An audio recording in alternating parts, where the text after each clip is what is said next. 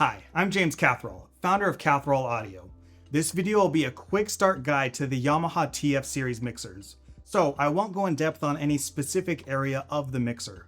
The goal of this will be to get you going on the most common areas of the mixer that you'd most likely be using day to day. Things like your inputs, outputs, setting up aux sends for monitors and subs, creating DCAs, FX channels, saving scenes, and how to set up remote mixing with an iPad. Before we dive in on setting up the mixer, the first item that's really helpful is a patch panel.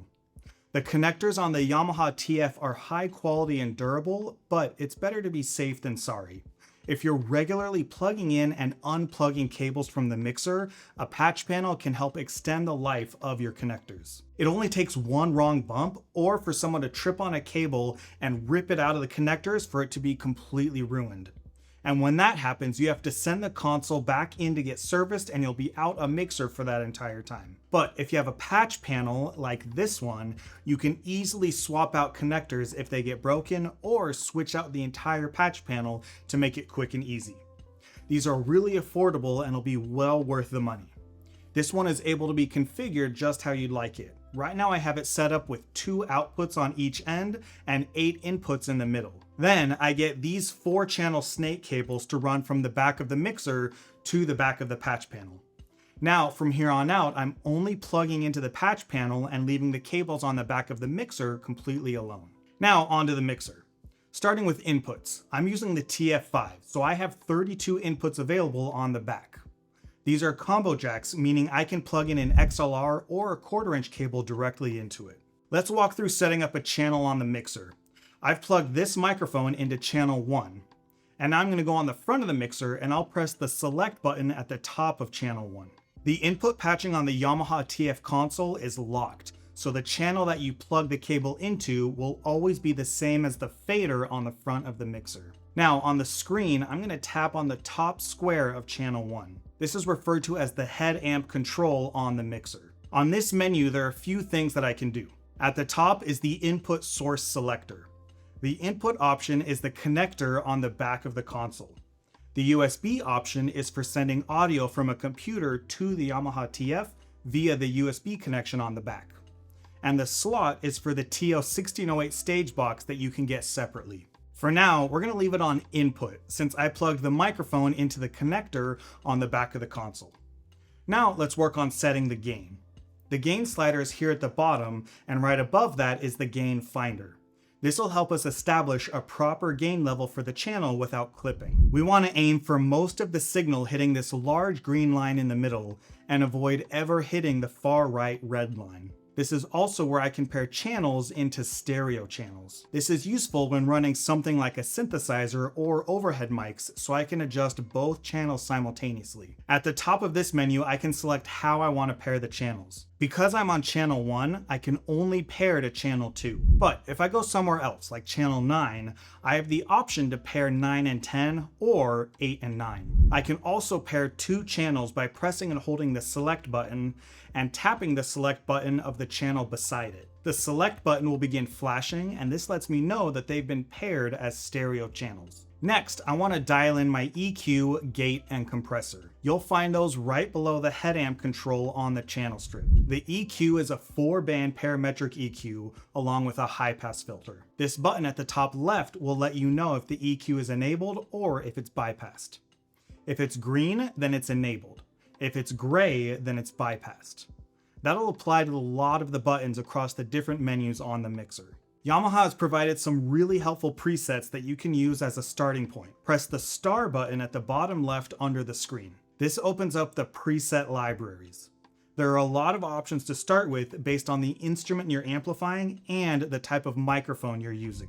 From there, you can use the one knob function to essentially increase or decrease the intensity of the EQ levels. The gate and compressor also have presets, and the compressor has the one knob feature as well. When the one knob button is enabled, you'll see that it changes the appearance on the channel strip so you can easily see when it's turned on. The last thing I want to do here is name and label the channel. Above each fader are labels and colors for each channel. This makes it easy to quickly identify how everything is plugged in on the mixer. I can change these by tapping the bottom of the channel. then pressing the arrow on the bottom right, and finally tapping the pencil symbol right here. There are 3 things that I'm able to customize on each channel. I can change the name, which you only have 8 characters available, including spaces, so you need to be concise with your naming. You can change the color and give the channel a symbol from the library of options included. Now let's move on to the outputs. This is where you'll set up things like your main stereo outputs, monitors, subs, and any other separate speaker mixes you want to create. To see all of your outputs, press the output button on the front of the mixer. I'm going to start with the main stereo outputs. Now, unlike the inputs, I do have the ability to change the patching of my output channels. So I can plug these in any way that I want. By default, the stereo outputs are 15 and 16 on the TF1, 3, and 5. On the TF rack, it's set up on 7 and 8. If you look at the Omni outs on the back of the mixer, you'll see an L and an R next to those connectors to remind you. Let's take a look at how to change the patching. Let's say I want to move the stereo output from 15 and 16 to 1 and 2. On the stereo channel strip, I'll tap where it says Omni 15. Then I'll tap one of these arrows to open up the Omni output menu. I'm going to start by going to Omni 15 and 16 and setting them to none. Then I'll go to Omni 1 and select Stereo L. There'll be a pop-up asking to confirm that we want to change how it's currently routed, and we'll select OK. Then I do the same thing with Omni 2, and then we're good to go. I can now plug my amp into Omni outs 1 and 2 on the back of the mixer to be used as my main stereo outputs. Now, looking at the output channel strips on the screen, they also have a 4-band parametric EQ just like the input channels, but it doesn't have the high-pass filter. It has a 31-band graphic EQ, but you can only make adjustments to 12 bands at a time. If you want to send those to the faders, you can press this button here, and it'll show you all 31 frequency bands on the faders, so you can make adjustments quicker and easier. Below that is the compressor, just like the one on the input channels. Now let's walk through the process of setting up an aux channel as an in-ear monitor, or IEM. There are 2 different types of aux channels on the mixer. Mono, which are channels 1 through 8, and stereo, which are channels 9 through 20. For this demonstration, I'm going to use mono aux channel 1. I'm going to use Omni out 3 for this since we have 1 and 2 set up as our stereo outputs. At the top of the channel strip, it says send from. This is where we'll choose which channels we want to send to this IEM and how much. I'll select the slider and use the touch and turn knob to set it where I want it. At the top of each channel is an on button. If this is grayed out, then no matter where the slider is, it won't send to the IEM. At the bottom is a button that says pre. This chooses if that channel is a pre-fader or post-fader send to this aux. For IEMs, you'll most likely want it to be pre-fader. That way, when you're mixing things during a performance or during sound check, it won't change the levels that are being sent to the IEM. Just like the input channels, I can customize the label so I know exactly what each aux channel is set up for. You also have the option to do sends on fader.